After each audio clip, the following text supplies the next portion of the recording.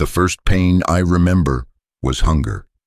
Not the ordinary hunger of a missed meal, but the kind that hollows you out, that makes your stomach cramp and your vision blur, that teaches you the body is just another enemy to overcome.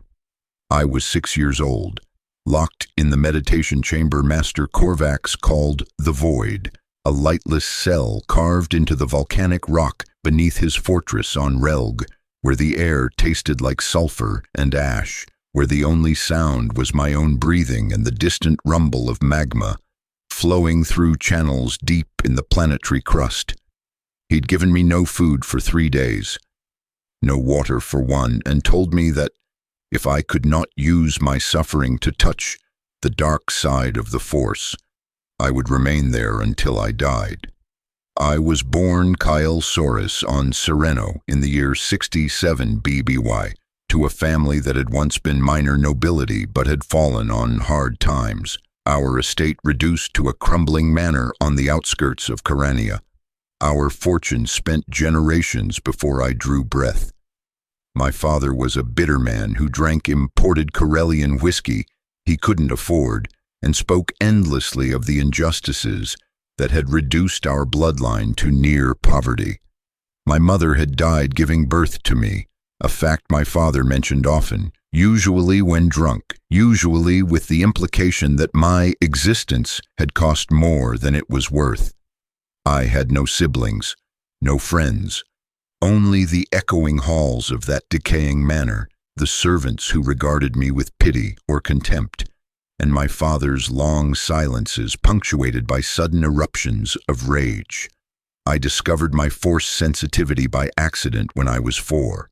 My father had struck me for breaking an antique vase. I'd been running through the halls, playing some game I no longer remember, and had knocked it from its pedestal.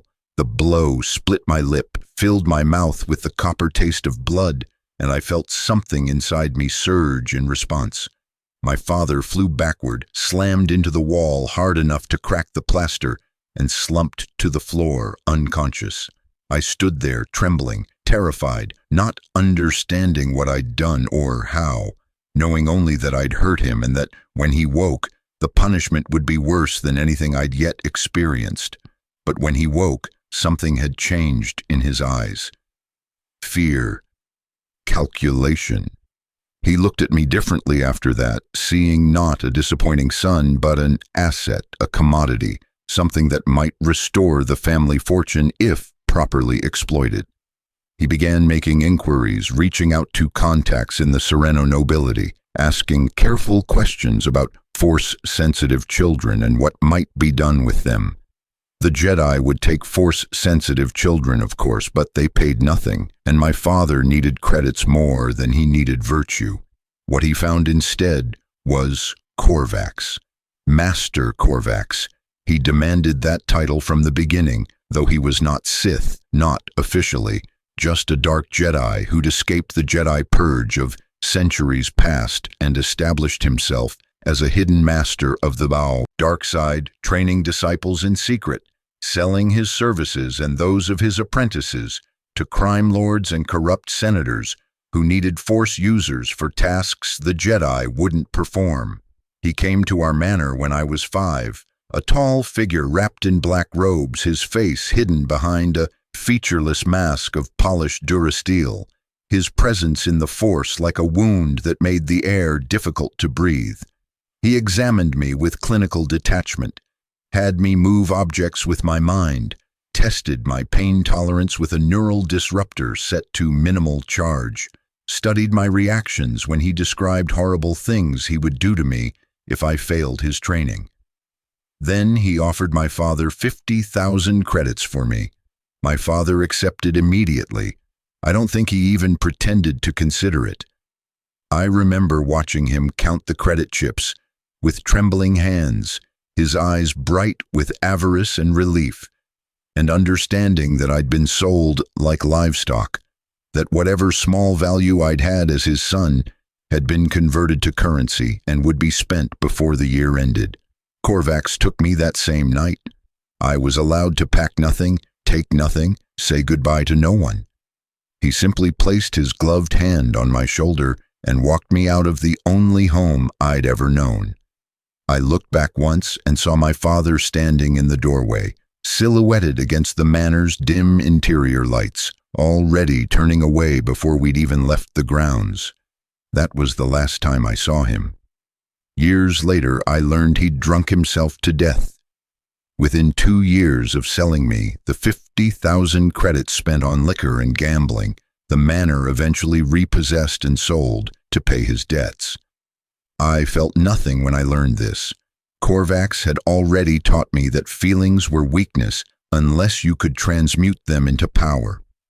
The journey to Relg took 3 days aboard Korvax's ship, a modified light freighter that smelled like recycled air and engine coolant. He didn't speak to me during the journey, didn't explain where we were going or what would happen when we arrived. He simply locked me in a small cabin with a thin mattress and a water dispenser and left me alone with my fear. I cried that first night, quietly, into the rough fabric of the blanket, mourning everything I'd lost, even though what I'd lost had never really been mine. But by the third night, I'd stopped crying.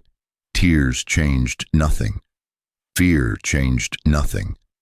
I was 6 years old, and I was learning that the universe was not kind, that no one would save me, that survival meant becoming harder than whatever tried to break you.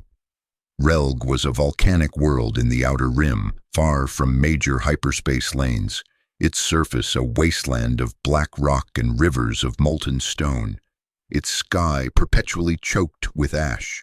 Korvax's fortress was built into the side of a dormant volcano, its chambers carved from living rock, its walls lined with obsidian that reflected distorted versions of everything within. The fortress housed 12 other students when I arrived, ranging in age from 7 to 16, all force-sensitive, all purchased or kidnapped or claimed as payment for debts.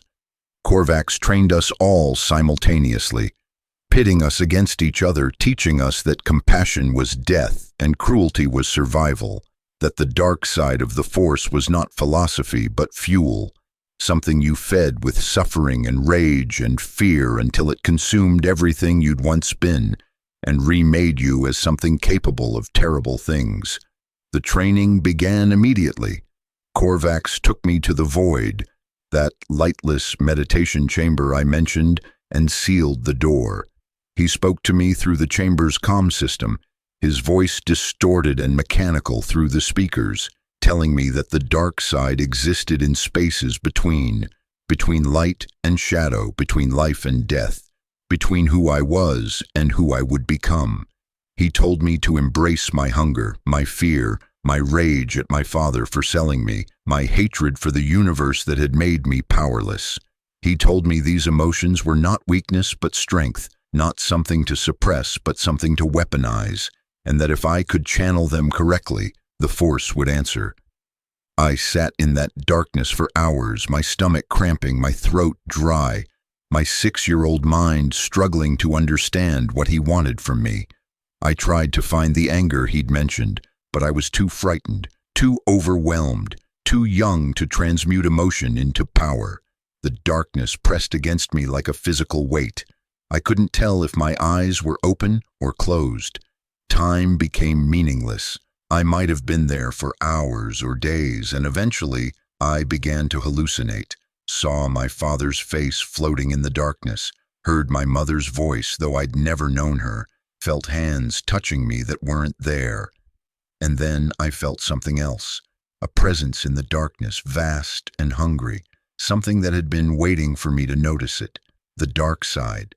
It felt like drowning, like suffocation, like every nightmare I'd ever had made manifest and hungry. But it also felt like power, like the promise that if I could just surrender to it, just let it fill the hollow places inside me, I would never be powerless again. I reached for it, or it reached for me. The distinction didn't matter. The Force flooded through me, cold and electric, and I screamed. Not from pain, but from the overwhelming sensation of something infinite touching something finite, of my small self being filled with power, too large for my body to contain. The door to the void exploded outward, torn from its hinges by telekinetic force I didn't consciously direct. I collapsed on the threshold, sobbing and shaking, my nose bleeding from the strain, and I heard Korvax's laughter echoing through the corridor. "Good," he said, standing over me, his masked face reflecting my small, broken form. "You have touched it. Now we begin." The training that followed was systematic torture disguised as education. Korvax believed that the dark side grew strongest in soil watered with suffering, that every technique, every force ability, every skill worth learning had to be carved into us through pain. He would lock us in chambers filled with poisonous gas and tell us to use the force to filter toxins from our lungs or suffocate. He would pit us against each other in combat with real weapons and no protective gear, teaching us that hesitation meant injury and mercy meant death. He would deprive us of sleep for days, then force us to perform complex force techniques while our bodies screamed for rest, teaching us that the body's limitations could be overridden if we fed enough suffering into the power that sustained us. And when we failed, when exhaustion or fear or simple human limitation caused us to falter, he would punish us. The punishments varied. Sometimes it was the void, days of sensory deprivation and starvation. Sometimes it was the pain box, a device that stimulated every nerve ending simultaneously, teaching us what agony felt like when it had no source, no injury to heal, just pure sensation divorced from cause. Sometimes it was the trials where he would trap us in force-generated illusions of our worst fears and leave us there until we either broke through or broke entirely. I learned quickly. I had no choice. The first time I hesitated to strike another student during combat training, Korvax broke 3 of my fingers one by one, slowly, while explaining that mercy was a luxury slaves couldn't afford, and I was slave to my training until I became master of others. The first time I failed a telekinesis exercise, unable to lift a stone block that weighed more than I did, he buried me alive in a chamber that slowly filled with sand, teaching me that impossibility was just another obstacle to overcome with sufficient motivation. The first time I showed fear during a lightsaber drill, he gave me a scar that runs from my left collarbone to my right hip, a diagonal slash that he deliberately made shallow enough to hurt tremendously but not kill, telling me that fear was fuel, not failure, and I needed to learn to burn it. I still have that scar. Even now, 40 years later, it aches when I use the dark side heavily, a phantom pain that reminds me of everything I endured to become what I am. The other students were my only companions, but Korvax made sure we could never truly be friends. He structured everything as competition, for food, for rest, for his attention, for the privilege of not being punished that day. We learned to see each other as obstacles or tools, never as fellow sufferers. The older students brutalized the younger ones, perpetuating the cruelty they'd endured, and Korvax encouraged this, telling us that hierarchy based on power was the natural order, that the strong had every right to dominate the weak, that compassion was a poison the Jedi used to weaken Force users who might otherwise become great. There was a girl named Senna who arrived at the fortress when I was 8. She was 7, small and terrified, crying constantly for parents who weren't coming. The older students mocked her for her weakness. I remembered being that age, remembered the terror and confusion, and something in me wanted to comfort her, to tell her it would be bearable eventually, to offer the kindness no one had offered me. But I didn't. I'd learned by then that kindness was punished, that any connection could be weaponized against you, that survival meant being harder than whatever tried to break you. Senna didn't survive. She lasted 3 months before failing a particularly brutal training exercise. Korvax had locked her in a chamber with a Nexu, a predator from Chulgana, and told her to dominate it with the Force or be killed by it. She was too frightened, too small, too young. The Nexu tore her apart while Korvax watched, and the rest of us stood outside the chamber listening to her screams, learning that failure had permanent consequences. I felt nothing when she died. Korvax had already taught me to seal away the parts of myself that could feel grief or guilt or horror. Those emotions were useless unless you could transform them into rage, into power, into fuel for the darkness that was slowly becoming my natural state. I was 8 years old, and I had already learned to be a monster. The lightsaber training was the worst. Korvax believed that true mastery required pushing past the body's natural limitations, past pain and exhaustion and fear of death. He would make us spar for hours without rest, our muscles screaming, our hands blistered and bleeding from gripping the training sabers, our minds fogged with fatigue. And when we faltered, when we dropped our guard from simple exhaustion, he would strike us with real lightsabers, never fatal blows, but wounds designed to teach us that distraction meant death, that pain was just another sensation to acknowledge and ignore. I lost count of how many times I was burned. Shoulders, arms, legs, ribs, each injury treated with minimal bacta to prevent infection, but not to prevent scarring, not to spare us the pain that Korvax insisted was educational. My body became a map of my failures, and I learned to hate those scars, to hate the weakness they represented, to fuel my training with rage at myself for not being stronger, faster, better. By the time I was 12, I had become one of Korvax's most promising students. I could move objects with my mind that weighed hundreds of kilos. I could choke the life from someone without touching them. I could call lightning from my fingertips, though the effort left me drained and aching. I could fight with a lightsaber well enough to hold my own against opponents twice my age.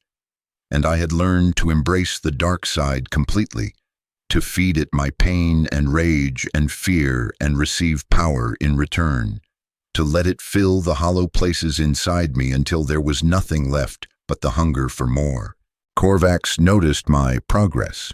He began giving me special attention, private lessons where he taught me techniques the other students weren't ready for, where he explained the philosophy of the dark side in terms more complex than simple cruelty. He told me that the Sith of old had understood something the Jedi never could, that suffering was the universe's natural state, that peace was temporary illusion, that the only honest response to existence was to accumulate enough power that you could dictate terms to reality itself. He told me about the rule of two, how the Sith had once numbered thousands, but had destroyed themselves through infighting, how Darth Bane had rebuilt the order on the principle that there should only ever be one master and one apprentice, the master to embody power, the apprentice to crave it, and eventually, inevitably, the apprentice to overthrow the master and take a new apprentice, continuing the cycle. He told me he was not Sith, not officially, because the current Sith Lord, Darth Plagueis, whom I would not meet for years, guarded the tradition jealously and killed anyone who claimed the title without permission. But he told me I might become Sith, if I proved strong enough, if I survived long enough, if I could become harder than everything that tried to break me and sharper than everything that tried to dull me. He told me this was the greatest honor the galaxy could offer, to join a lineage of power that stretched back a millennium, to become one of the beings who shaped galactic destiny through sheer force of will. I believed him. I was 12 years old, thoroughly broken and rebuilt in Korvax's image, and I believed that power was the only thing worth pursuing, that everything else, love, friendship, peace, justice, was weakness that would be exploited by anyone strong enough to recognize it. The turning point came when I was 14. There was another student, a Zabrak boy named Krav, who'd arrived at the fortress a year after me, and had always competed with me for Korvax's favor. He was strong, naturally talented, vicious in the way Korvax rewarded. He was also sadistic in a way that went beyond training, that took genuine pleasure in causing pain rather than simply accepting it as necessary. He'd killed 3 other students over the years, officially during training exercises, though everyone knew he'd manufactured situations where the rules permitted murder. Korvax announced that he was taking only one apprentice forward as his primary student, that Krav and I would fight to determine who earned that position. The rules were simple. No rules. Fight until one of us submitted or died. The winner would receive intensive training in advanced techniques and would eventually be offered to the Sith as a potential acolyte. The loser would remain at the fortress as a training tool for younger students, a cautionary example of what insufficient strength looked like. We fought in the arena, a circular chamber, with obsidian walls that reflected our struggle and fragmented images, making it seem like dozens of us were fighting simultaneously. Korvax and the other students watched from a viewing platform above. Krav and I stood across from each other, lightsabers ignited, his red blade humming with a higher pitch than mine. Both weapons real, not training sabers, because this fight was meant to be definitive. Krav was stronger than me physically, his Zabrak physiology giving him natural advantages. But I was faster, more precise, and I'd learned to fuel my technique with a cold, focused rage that burned hotter than his sadistic pleasure. We fought for what felt like hours, blades clashing, force powers colliding, both of us drawing on the dark side until the chamber itself seemed to vibrate with accumulated malevolence. I could have killed him quickly. There were moments when his guard dropped, when I could have driven my blade through his chest or taken his head. But I didn't. Something in me wanted him to suffer, wanted him to feel what Senna had felt, what all the students he'd killed had felt, wanted him to know fear and pain and desperation before the end. So I cut him slowly, deliberately, letting him bleed, letting him weaken, letting him understand that he was going to die and there was nothing he could do to prevent it. When he finally collapsed, unable to continue, I stood over him with my lightsaber pointed at his throat. He looked up at me with eyes full of hate and fear, and I felt nothing. No triumph, no satisfaction, just cold emptiness where emotions should have been, and the dark side singing in my veins, pleased by the violence, hungry for more. Korvax told me to finish it. I drove my blade through Krav's heart without hesitation, watched the light die in his eyes, and felt the dark side surge in response to the death I'd caused, feeding on it, feeding me, creating a feedback loop of power and violence that felt like the only honest thing I'd ever experienced. "You are ready," Korvax said from the viewing platform, his voice carrying pride I'd never heard from him before. "I will send word to the Sith. You will be tested. If you survive, you will leave this place and begin your true education." I was 14 years old. I had killed my first person in single combat, and I felt nothing but readiness for more. The summons came 3 months later. Korvax received a transmission from someone he wouldn't identify, giving him coordinates and a time. He told me to prepare myself, that I would be tested by someone far more dangerous than him, that I should expect to die but should try very hard not to. He gave me no other information, no advice, no encouragement, just sent me to the ship with the clothes on my back and the lightsaber I'd built during my training.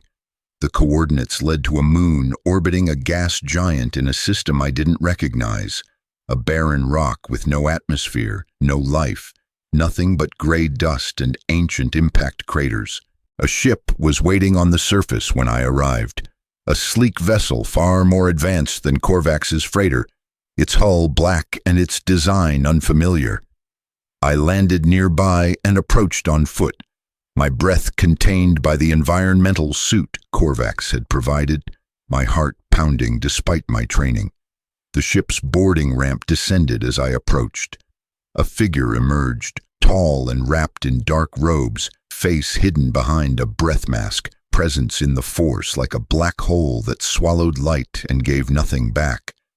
I felt my certainty waver, felt fear creeping up my spine despite years of training to suppress it, felt how utterly outmatched I was by whatever stood before me. "You are Korvax's student," the figure said, voice distorted by the mask but unmistakably male, each word carrying weight that pressed against me like physical force. "You have been recommended as a potential acolyte. I am here to determine if that recommendation was accurate or if Korvax has wasted my time."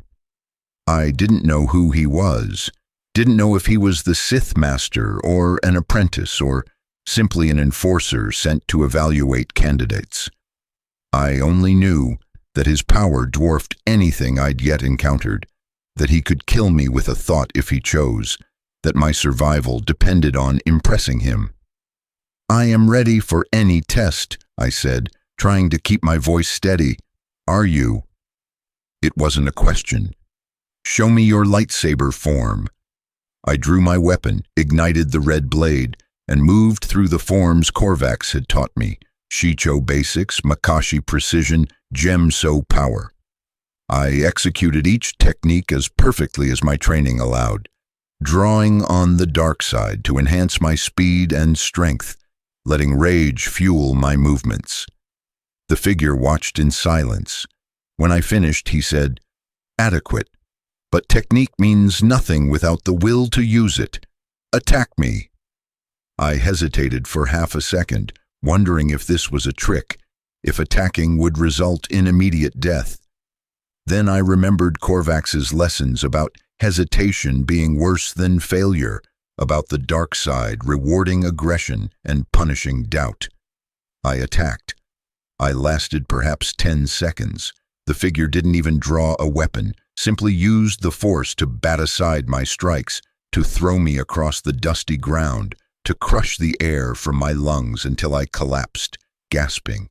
It was effortless for him, humiliating for me, a demonstration of exactly how far I had to go before I could claim to be anything more than a child playing with power I didn't understand.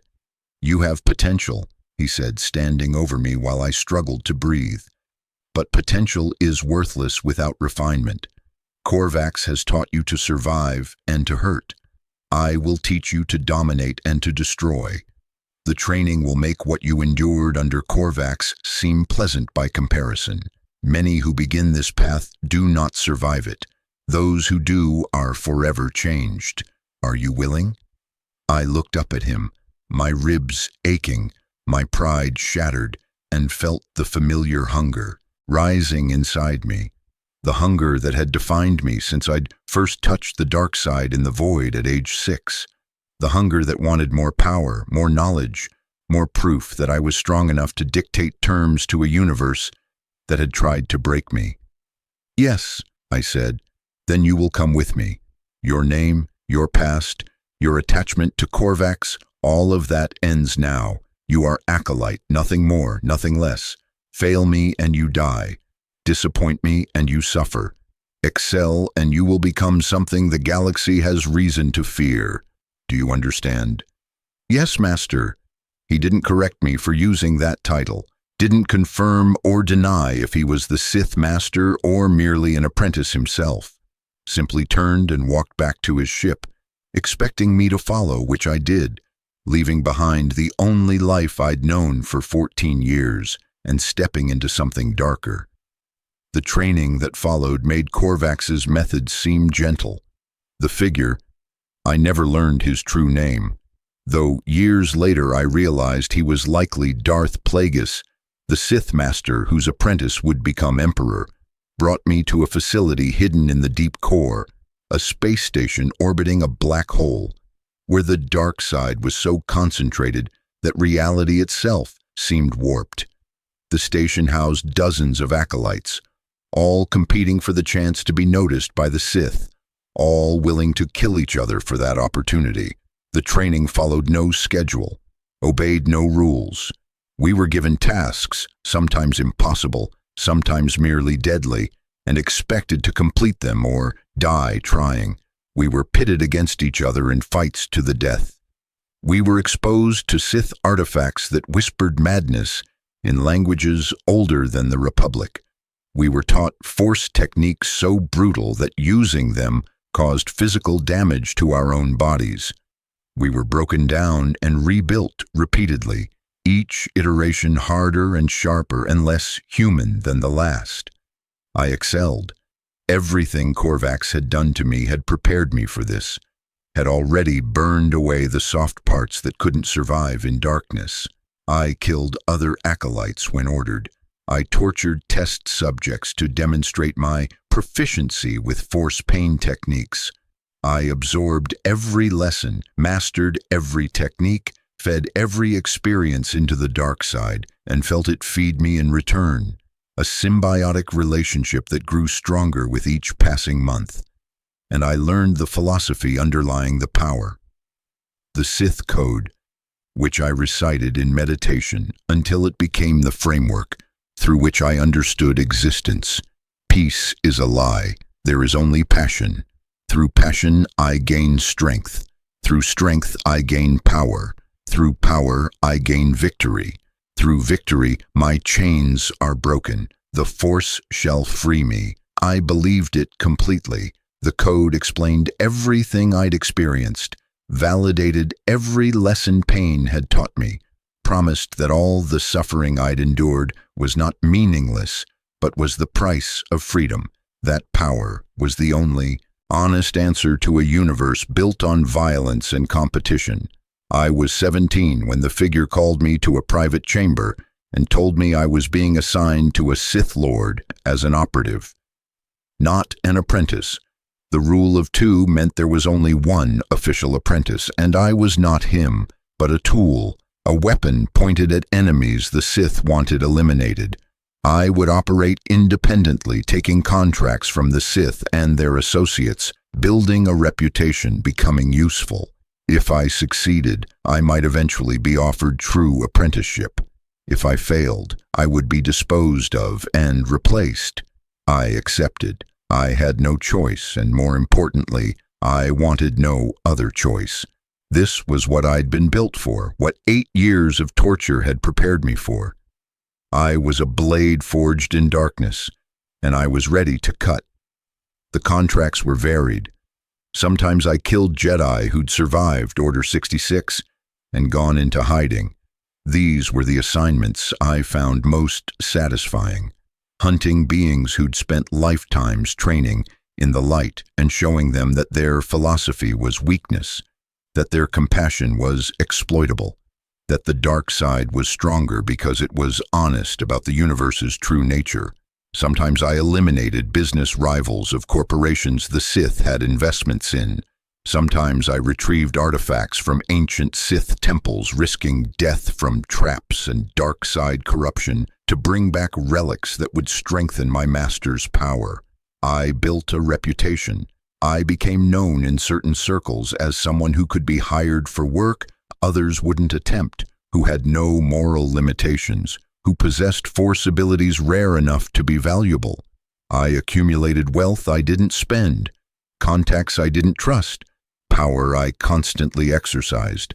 I was everything Korvax had promised I could become. Strong, feared, free of the chains that bound weaker beings. And I was completely empty inside.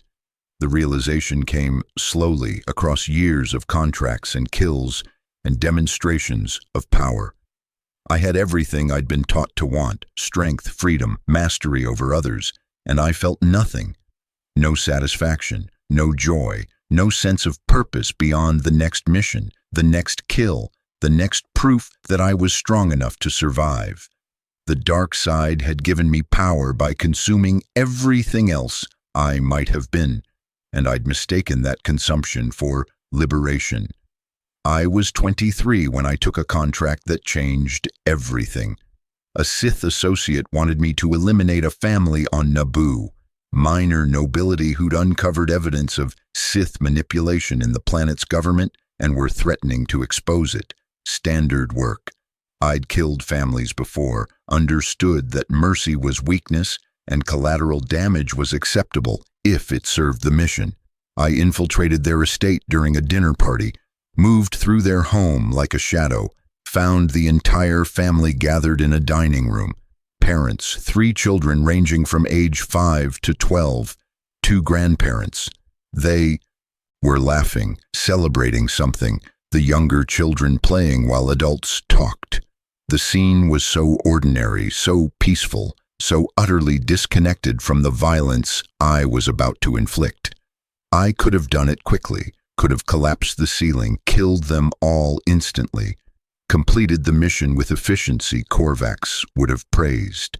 But I hesitated, looked at those children and saw myself at 6 years old, before Korvax, before the void, before pain became my primary teacher, saw what I might have been if someone hadn't purchased me and turned me into a weapon.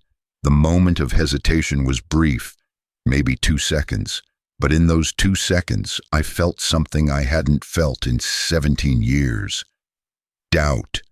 Not about whether I could kill them, I knew I could. Not about whether the mission served the Sith's interests, I knew it did. But about whether I wanted to continue being the kind of being who could look at children playing and see only targets. I completed the mission. Old training overrode momentary doubt. I killed them all, made it look like an accident, reported success to my contact. But the doubt remained, a small crack in the armor of certainty I'd built from years of dark side indoctrination. Over the following months, the crack widened.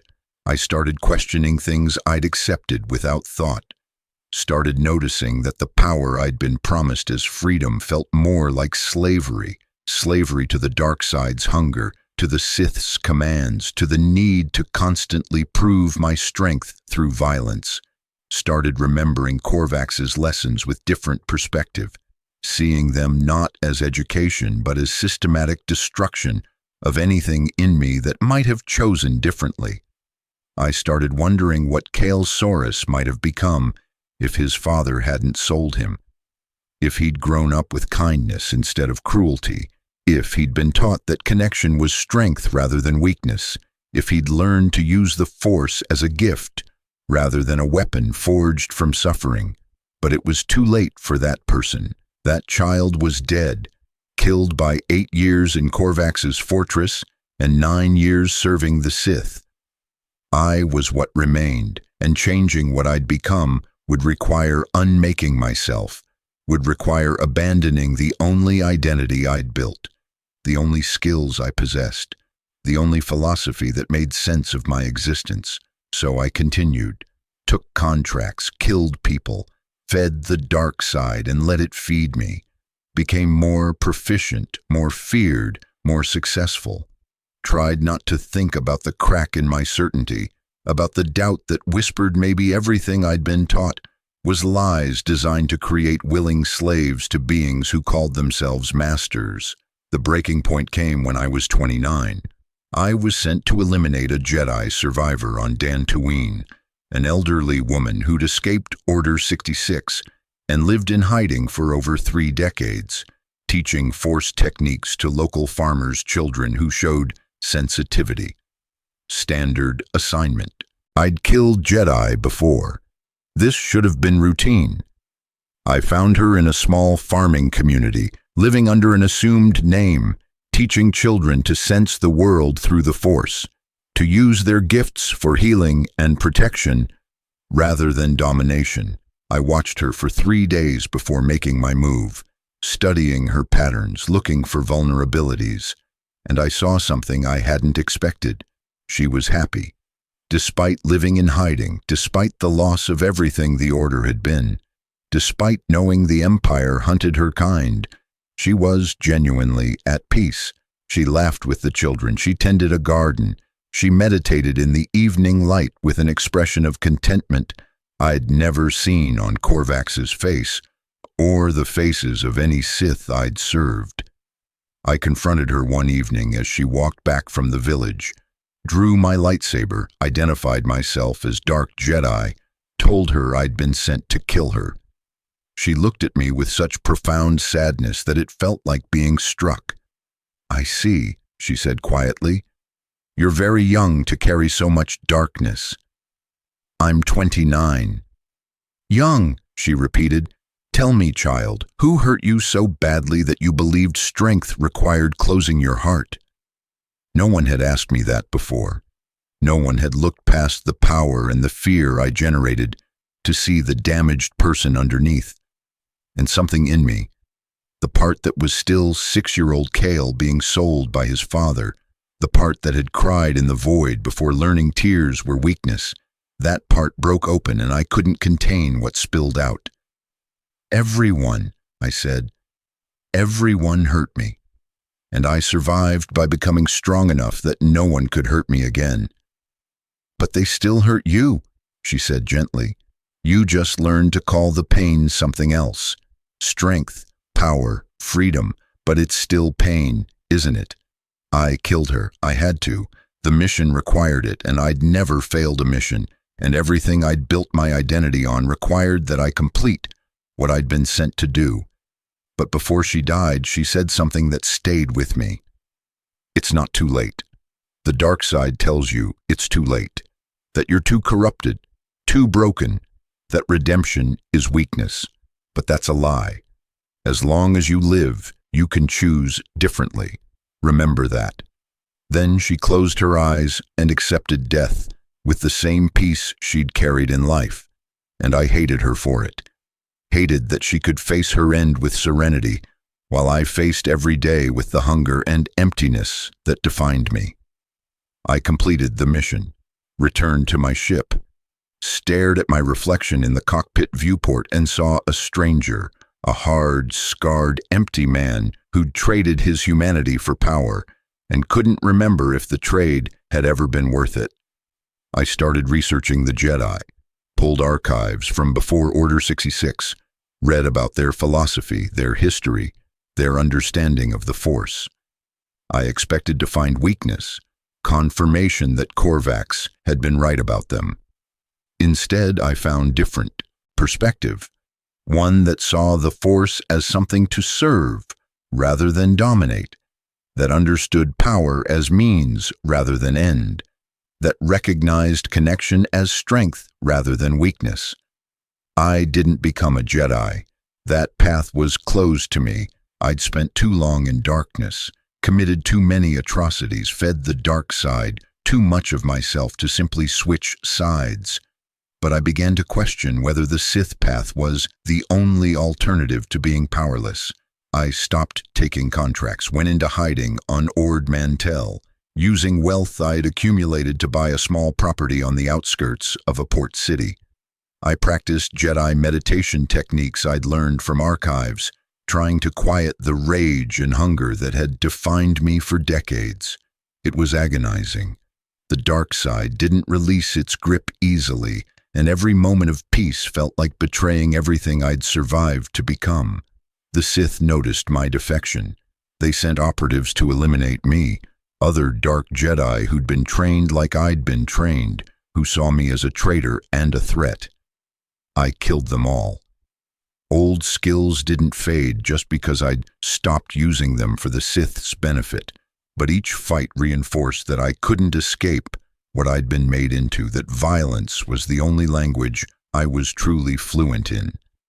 I lived like that for 3 years, hiding, meditating, trying to find some measure of peace while knowing I'd never be anything but what Korvax and the Sith had made me, a weapon that had gained just enough awareness to realize what it had been used for, not enough to transform into something else. The Clone Wars began. The galaxy tore itself apart. I monitored the conflict from my hiding place, watched the Jedi lead Republic forces, saw the Sith's grand plan unfolding as the war pushed the galaxy toward autocracy. I understood then what I'd been part of, how beings like me had been tools preparing the ground for empire, eliminating Jedi and other obstacles while the Sith positioned themselves to seize power. Order 66 came. I felt it through the Force, thousands of lights extinguishing simultaneously as the Jedi were betrayed and murdered. I felt the Jedi I'd killed added to that vast genocide, felt my complicity in the destruction of an entire order, felt the dark side surge in triumph as light was systematically eliminated from the galaxy. I could have joined the Empire, could have revealed myself to the Inquisitorius, offered my skills to the new regime. They would have welcomed me. I was exactly what they needed. A dark Jedi trained to hunt Jedi, powerful enough to be valuable, broken enough to be controlled.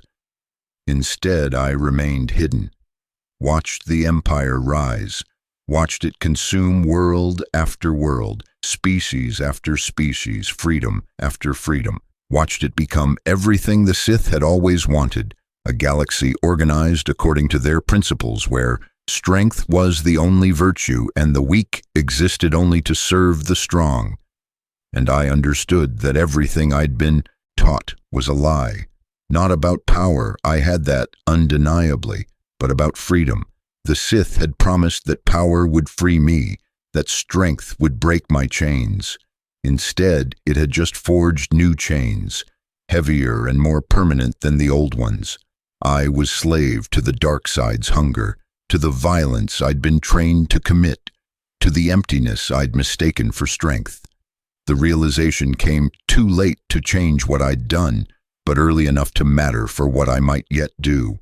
When the rebellion formed, I watched from the shadows, saw beings who had less power than I did, choosing to fight anyway, choosing connection and hope over the safety of submission. Saw them embody everything I'd been taught was weakness, compassion, sacrifice, belief in something larger than personal power, and watched them accomplish things I never had despite my strength. I wanted to join them, wanted to use my abilities for something other than destruction, but I couldn't. My past was too dark, my sins too numerous. How could I approach the rebellion and say, I was trained by the Sith to hunt and kill Jedi? I've murdered dozens of people, I've served the darkness for decades, but I'd like to help now. They would kill me or imprison me, and both would be justified. So I remained alone, continued my meditation, continued trying to find some measure of redemption in solitude, since I couldn't find it in action. The dark side still whispered to me, still offered power in exchange for surrender, still promised that giving up this pointless attempt at change would ease the pain that had become my constant companion. I was 46 when the rebellion destroyed the second Death Star. I felt the Emperor die, felt the massive disturbance in the Force as concentrated evil was suddenly eliminated, felt the dark side itself recoil from the loss. And I felt something else, possibility. The Sith were gone. The Empire was fracturing. The galaxy was becoming something new. Maybe, finally, I could become something new as well. I didn't become a Jedi. That was impossible for someone like me. But I started using my abilities differently, started helping instead of hurting, where I could do so without revealing myself. Used Force techniques to shield refugees from Imperial remnant forces, manipulated situations to allow rebellion cells to escape, eliminated particularly brutal Imperial officers who were torturing local populations. Small things, insufficient things, but things that meant something to the people they saved. I'm 67 now, 42 years after Korvax first locked me in the void. I still carry the scars, physical ones on my body, psychological ones in my mind, spiritual ones in my Force presence. The dark side still whispers, still offers power, still promises that this attempt at redemption is pointless, and I should embrace what I truly am. But I don't listen. I've spent 4 decades being what they made me, and I'll spend however many years remain, being what I choose. It's not redemption. I killed too many people, caused too much suffering for that. But it's something. It's choice. It's the freedom the Sith promised but never delivered. Freedom that comes not from power over others but from power over oneself. Master Korvax is dead now, I learned this years ago through underworld contacts. He died serving the Empire, killed by rebels on some world whose name I don't remember. I felt nothing when I heard. He'd already been dead to me for decades, just another ghost from a past I'd survived but never escaped. The figure who trained me after Corvax, probably Darth Plagueis, was killed by his apprentice long ago, the rule of two perpetuating itself as it always had. And that apprentice, Darth Sidious, died above Endor when his plan finally collapsed.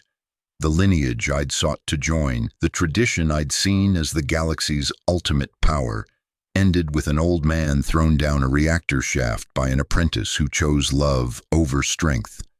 Maybe the Jedi were right. Maybe connection is stronger than domination. Maybe peace isn't the lie the Sith insisted it was. I'll never know for certain. I'm too damaged to ever fully embrace the light, too aware to ever fully surrender to darkness.